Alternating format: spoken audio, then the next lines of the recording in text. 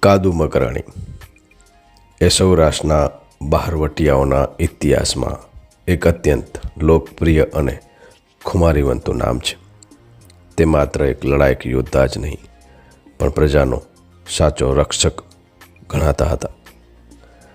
કાદુ મકરાણીના ઇતિહાસની અનેક વાતો આજે પણ લોકોના હૃદયમાં છે. મૂળ નામ અને વતનની વાત કરીએ તો સાચું નામ કાદર બક્ષ રીંદ બલોચ. વતન તેમનો જન્મ બલુચિસ્તાનના મકરાણ વિસ્તારમાં થયો હતો. તેથી લોકો તેને મકરાણી તરીકે ઓળખતા હતા. જૂનાગઢમાં આગમન 19મી સદીના મધ્યમાં મકરાણીઓ રોજગારી અર્થે સૌરાષ્ટ્રમાં આવ્યા હતા. જૂનાગઢના નવાબ તેમની વફાદારી અને બહાદુરી જોઈને તેમને રાજ્યના રક્ષણ માટે અને ઇનામી જમીનો આપીને વસાવ્યા હતા. બહારવટે ચડવાનું કારણ ઇણાજ ગામનો બનાવ. કાદુ મકરાણી અને તેના સાથીદારો વેરાવળ નજીક આવેલા ઇણાજ ગામમાં રહેતા હતા, જે તેમને જૂનાગઢ રાજ્ય તરફથી મળ્યું હતું. ઇતિહાસ મુજબ બહારવટાનું મુખ્ય કારણ હથિયારબંધી.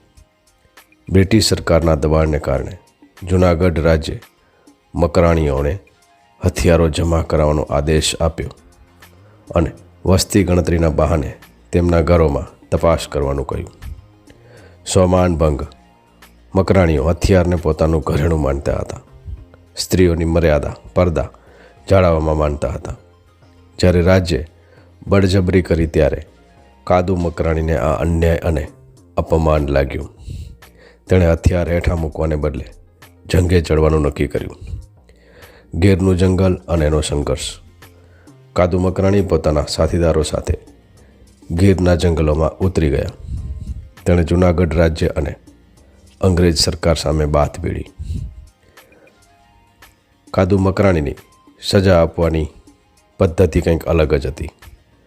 નાક કાપીને સજા આપતા હતા કાદુ મકરાણી. કાદુ મકરાણીની એક ખાસિયત હતી કે તે ગદ્દારો અને બાતબીનારોને જાનથી મારવાને બદલે તેના નાક કાપી નાખતા હતા. આ કારણે સમાજમાં એક કહેવત પ્રચલિત થઈ હતી, કડું નાક કાપે અને ત્રિભુવનદાસ જેઓ જૂનાગઢના પ્રખ્યાત વૈદ્ય હતા. કડું નાક કાપે અને ત્રિભુવનદાસ નાક સાંધે. પ્રજાપ્રેમની વાત કરીએ તો કાદુ મકરાણી શ્રીમંતો પાસેથી ધન લૂંટીને ગરીબોને મદદ કરતા.